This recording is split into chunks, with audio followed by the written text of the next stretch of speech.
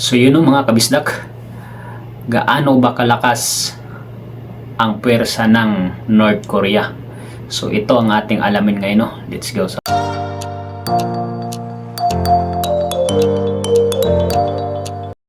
yun na nga mga kabisdak, no? Gaano ba kalakas ang North Korea? Gaano ba kalakas yung pwersa nila pagdating sa digmaan, no, mga kabisdak? So alam naman natin kung sino talaga ang pinaka-number 1 na pinakamalakas na puwersa pagdating sa kira or digmaan, no, mga kabisdak. Is nangunguna po talaga ang United States or yung Amerika. Okay, so pumapangalawa dito ang North Korea kung gaano sila kalakas, no? So ano-anong meron ang North Korea, ano merong mga pwersa meron sila, no? So grabe lang naman ito, yung meron lang naman silang mga sundalo or army na naka-ready kung sakaling sasalakayin ang kanilang bansa, no, mga kabisdak. So meron silang grabe 1.2 to 1.4 million na on duty na mga sundalo sa North Korea, no, mga kabisdak. Hindi pa kasama dyan yung mismo yung mga reservist nila na almost 4 million katao na reservist nila, no, mga kabisdak. So alam naman natin sa North Korea is talagang napakahigpit ng pinaka namumuno sa kanila, pinaka-presidente nila. Kaya sa kanila hindi pwedeng wala kang ginagawa, hindi pwedeng wala kang trabaho. So grabe, on duty, active, no? Yun nga, 1.2 to 1.3 million. So grabe ang kabuuan, napakarami. So almost nasa 6 million na sundalo ang meron ang North Korea. Malayo-malayo sa Pilipinas, no? So ano-ano pa, ito ang pinakamalupit mga kabisdak, no? Kasi meron lang naman sila every year na ina-assemble na nuclear bomb o atomic bomb. So grabe. So meron lang naman silang tuwing taon to mga kabisdak ina-assemble, no? 50 nuclear bomb na ina-assemble every year. So gaano karami ang meron na sila, no? So grabe, napakalakas din pala tong bansa na to.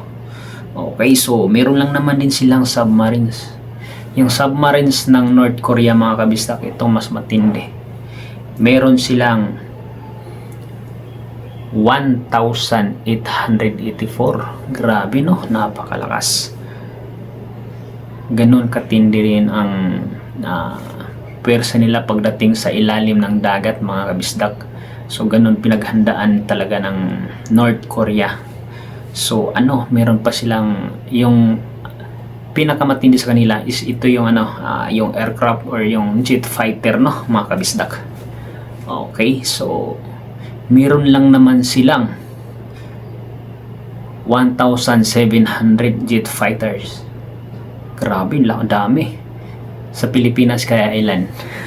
So ayun, kasama dito yung mga MiG-17 fighters, MiG-19, MiG-21F, 7, MiG-23, and MiG-29. So yun po yung mga model ng jet fighter nila. Kumbaga napakabilis, mabibilis ito pagdating sa digmaan.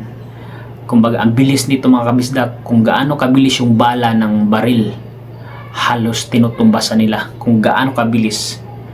Okay, so ganun kabilis din yung mga jet fighters ng North Korea. Okay, so ano-ano pa. So yun, meron lang naman silang mga speedboat pagdating naman sa dagat, no. Grabe, yung fast attack patrol craft nila na may mga kasama ng mga machine guns na naglalaman lang naman to ng matindi, mga high power talaga mga kabisdak, no. So meron lang naman silang almost 1,000 na fast attack patrol, kumbaga yung mga speedboat, yung mga humahabol. So ganun katindi ang North Korea mga kabisdak. So pa, meron naman silang ang pinakamatindi dito yung tangke or tangke digire mga kabisdak, no. So grabe, sa Pilipinas, hindi ko alam kung ilan yung meron tayo, tama, pero dito sa North Korea ito ang matindi.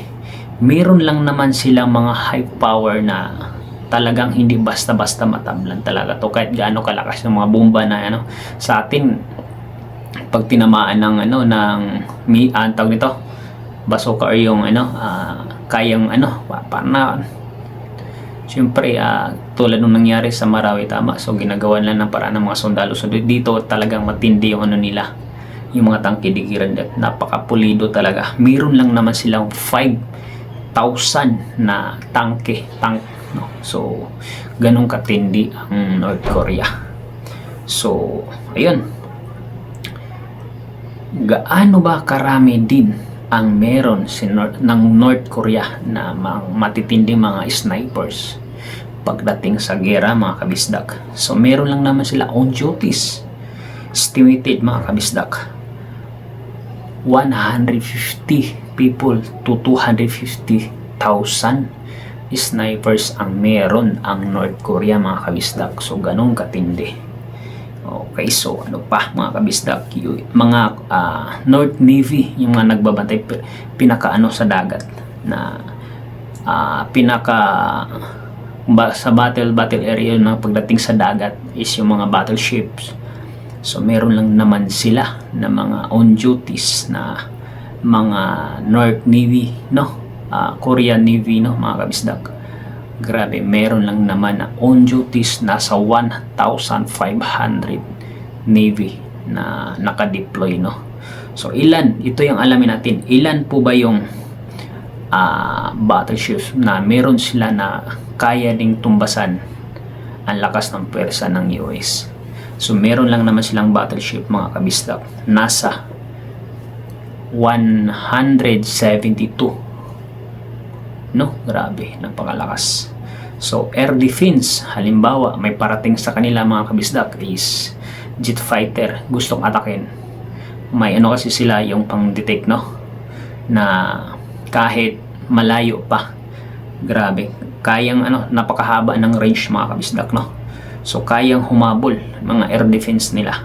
So meron lang naman silang air defense na ito yung tinatawag na S-75-200 na Soviet systems na kayang madumitik ng mga aircraft na paparating sa lugar nila, no. Ito yung air defense nila na grabe, tinatawag na Yongi 5 Ken 06, no, mga kabistak, at saka Yongi 6 Major 1-2 na grabe, kayang dumipinsa ng mga aircraft na paparating sa kanila, mga kabisdak.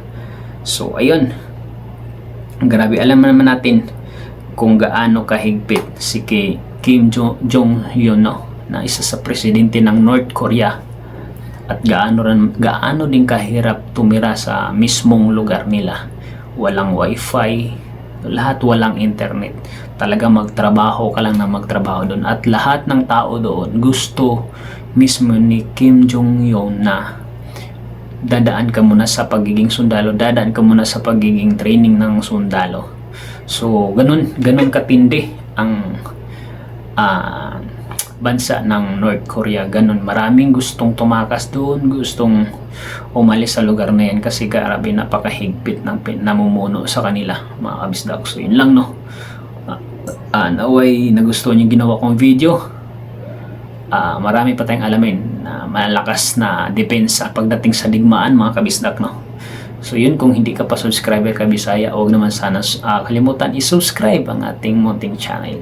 So yun lang, maraming salamat sa walang sawang suporta kay Bisaya. So yun lang, thank you, God bless.